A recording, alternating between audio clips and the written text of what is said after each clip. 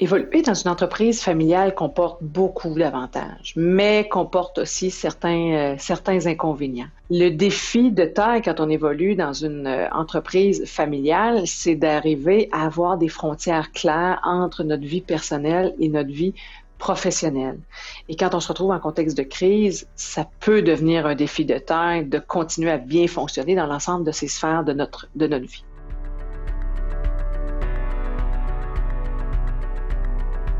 Pourquoi c'est important de s'y arrêter?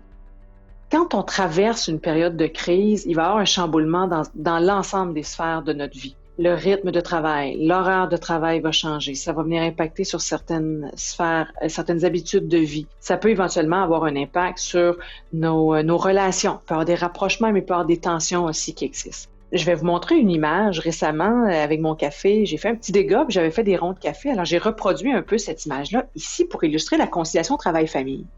Dans la mesure du possible, on essaie d'avoir des frontières claires entre le travail et la famille, puis la sphère un peu plus personnelle. Quand on se retrouve en situation de crise, ça peut devenir particulièrement difficile de maintenir cet équilibre-là. Le défi qui s'ajoute quand on est dans un contexte d'entreprise familiale, c'est que déjà, il peut y avoir un enjeu au niveau des frontières, et là arrive une crise, et là, ces frontières, tout d'un coup, ressemblent à ceci.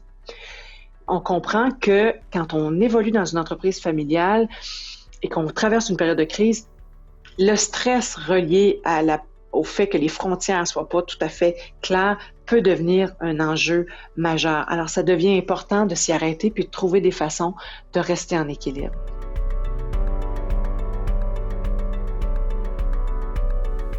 Alors, comment on peut le faire?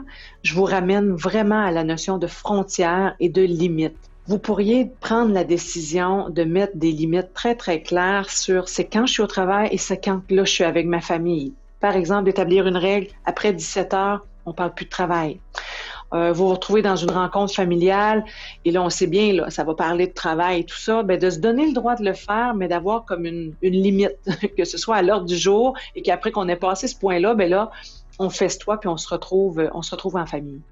Vous pourriez décider aussi de prendre des pauses avec des personnes extérieures à votre famille, à votre travail, pour diversifier les gens avec qui vous évoluez quotidiennement.